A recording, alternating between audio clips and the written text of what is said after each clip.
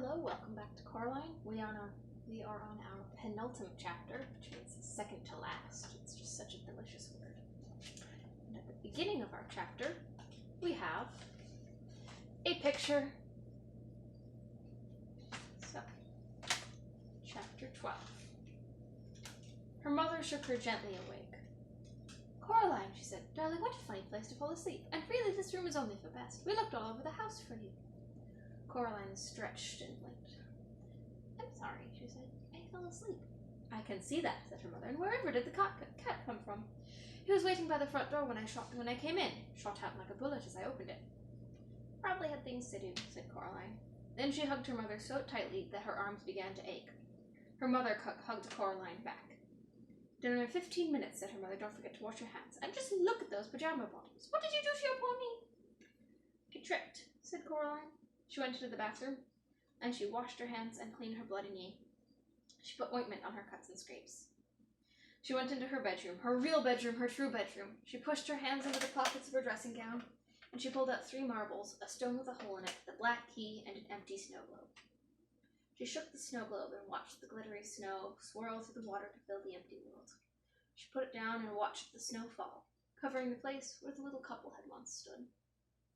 Coraline took a piece of string from her toy box, and she strung the black key on the string. Then she knotted the string and hung it around her neck. There, she said. She put on some clothes and hid the key under her t-shirt. It was cold against her skin. The stone went into her pocket. Coraline walked down the hallway to her father's study. He had his back to her, but she knew, just on seeing him, that his eyes when he turned around would be her father's kind gray eyes. And she crept over and kissed him on the back of his balding head.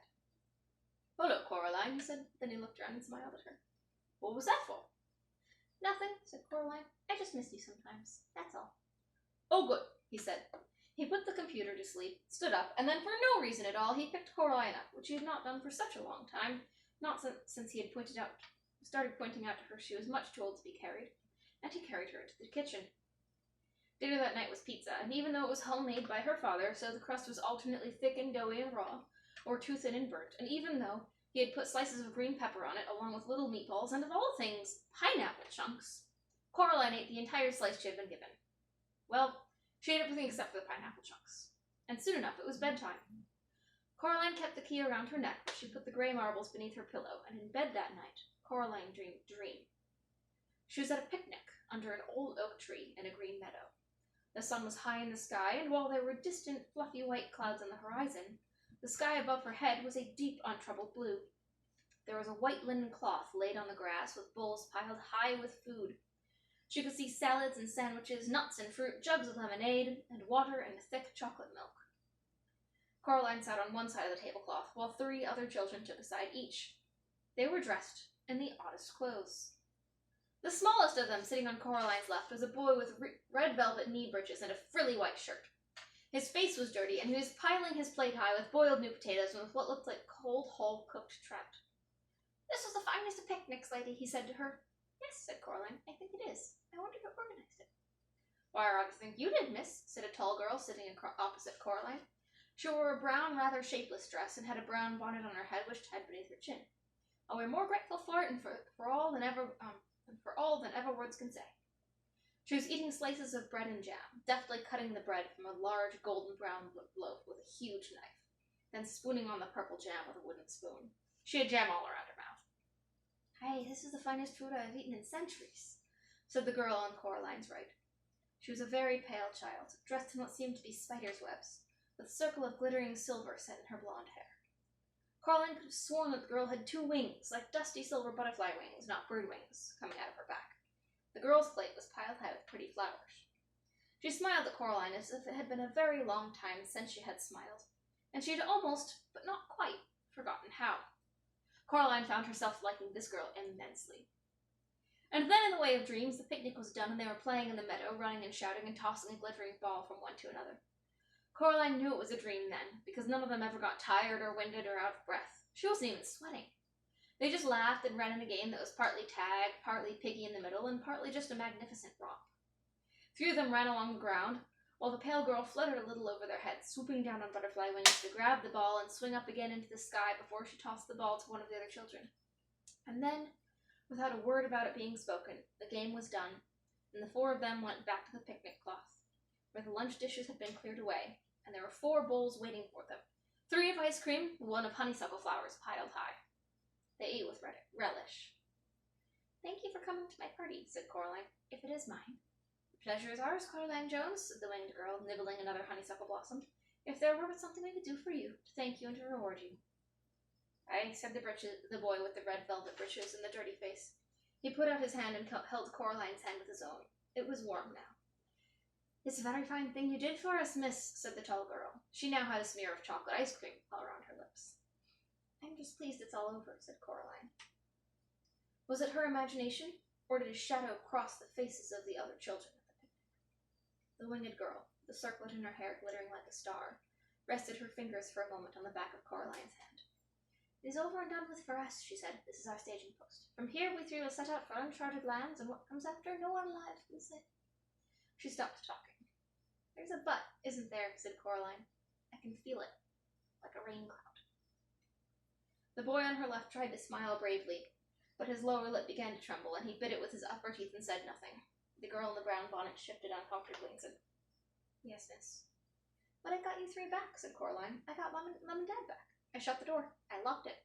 What more was I meant to do?" The boy squeezed Coraline's hand with his. She found herself remembering when it had been she trying to reassure him when he is little more than a cold memory in the darkness. "Well, can't you give me a clue?" asked Coraline. "Isn't there something you can tell me?"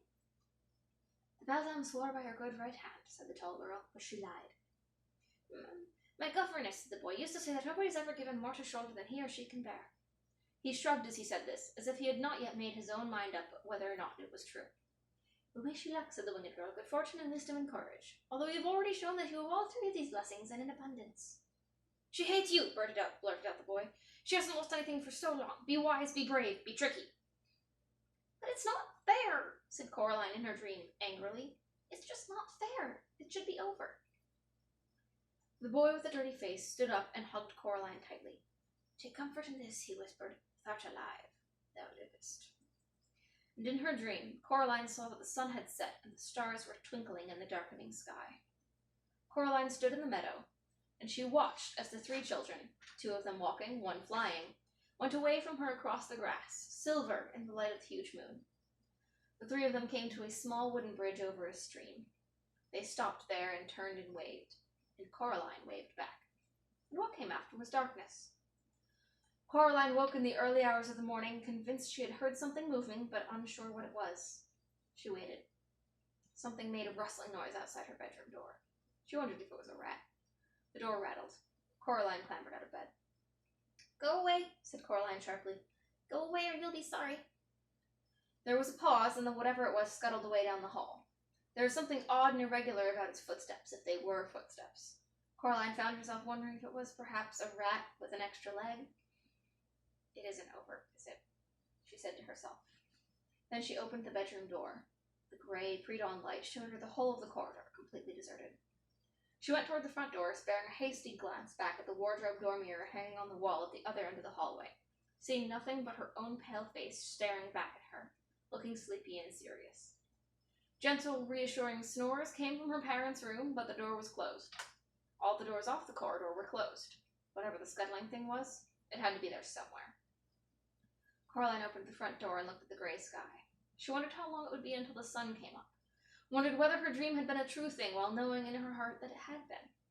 Something she had taken to be part of the shadows under the hall couch detached itself from beneath the couch and made a mad, scrabbling rush on its long white legs, heading for the front door.